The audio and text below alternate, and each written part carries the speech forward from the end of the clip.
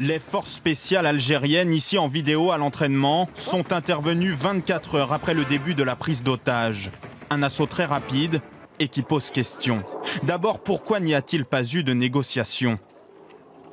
Il y a une politique chez les Algériens, on ne cède pas au chantage, donc on ne négocie pas.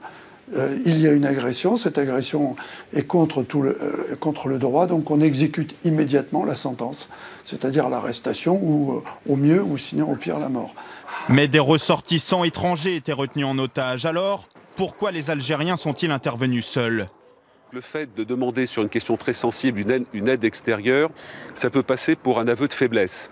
Et les Algériens ne supportent pas l'idée que sur des questions de terrorisme, qui les concernent directement, d'autres pays puissent s'impliquer. Des forces d'intervention qui ont frappé fort et vite, pour éviter que les preneurs d'otages ne s'échappent, d'après les autorités algériennes. On peut penser que les Algériens avaient tout à gagner en fait à attendre un petit peu pour pouvoir mieux préparer la planification de cette opération. Infiltrer des hommes au plus près, obtenir du renseignement de la part de certains otages qui étaient partis. Donc pourquoi une précipitation ?